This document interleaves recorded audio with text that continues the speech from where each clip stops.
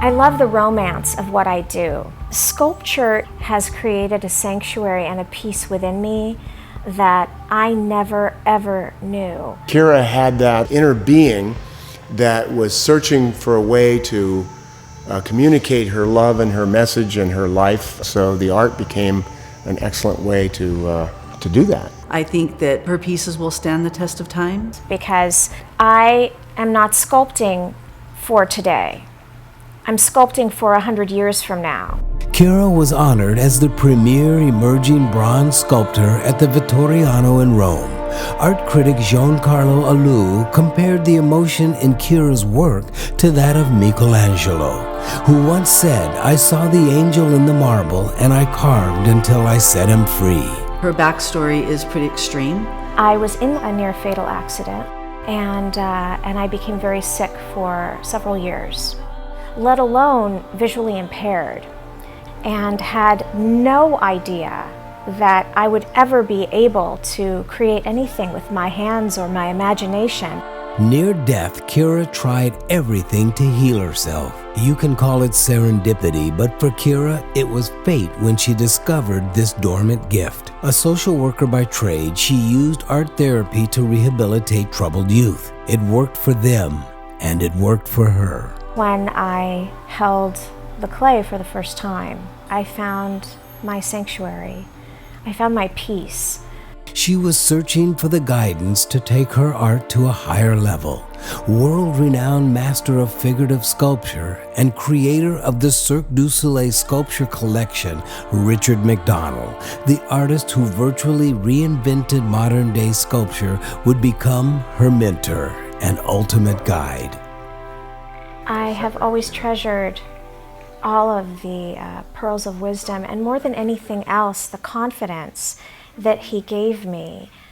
He used to always say, repeat that favorite quote, leap and the net will appear. You are like my perfect equation for inspiration. And I left his workshop and quit my job. And I've watched her grow over the years. It's pretty incredible. I mean, we were just talking just today about, the gallery she's in and how she's doing, and I think it's marvelous. Kira's original pieces have resonated with fine art gallerists and collectors alike. She embraces the notion of being the only sculptor in U.S. galleries working with pure bronze. I go into galleries because I don't want this form of art to be lost. I feel like it has given so much to me, and I want to turn around and be able to make sure that this amazing form of artwork isn't lost.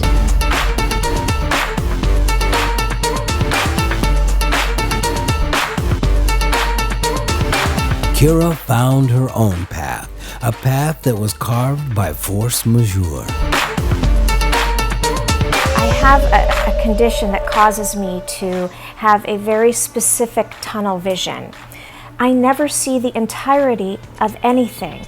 I have to utilize my imagination, touch, my other senses. I sculpt fragments because that's exactly how I see. They call it my signature edge. She was telling me it's like she's looking through a golf ball size element or area, and she's focused there, but everything else is like out of focus. And it's amazing that she's able to create by feeling and create her music, even though she actually can't see it so well. She sees without her eyes. She sees with her heart. She sees with her spirit. So she'll often just close her eyes and sculpt without watching what she's doing, but she's feeling it, and it's beautiful. It's beautiful to watch. So much of each piece now is about touch, is about faith. And I do things, for example, I will feel my own body if I'm stuck. And I will run my fingers up and down the piece thousands of times for each bone.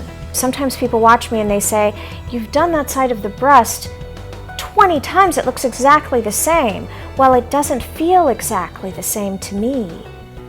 And that is why what I do is fine art.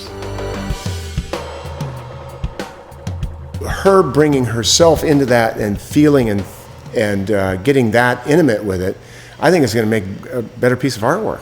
Creating truly timeless pieces takes time.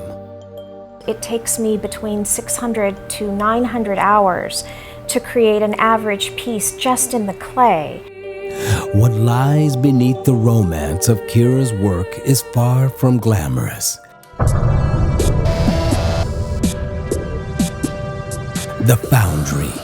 For many sculptors, this is not a sanctuary, but rather a well-avoided abyss. I oversee or do every stage of my foundry work, working on my feet for hours on end, accidentally torching myself, acid burns, and an array of different things and injuries that I acquire on a daily basis.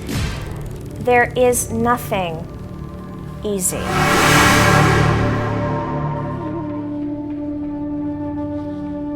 I love being able to lift all of my own bronzes. They're mine. They're my babies.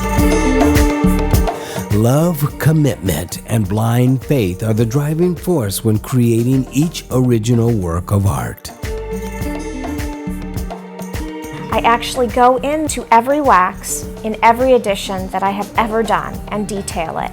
So every single piece that a collector will receive is an original. Every one of Kira's original pieces ends in a magnificent crescendo with a one-of-a-kind marble-like finish. It's something that I'm very well known for. The patina is actually the finish on each of the pieces.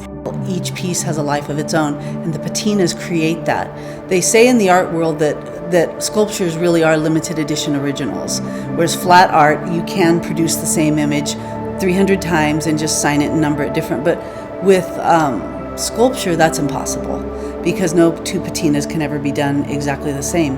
And she spends so much time in the layering of her patinas that's, I think, what I was originally first attracted to were fluid lines and the beauty of her patinas, how she finishes her work.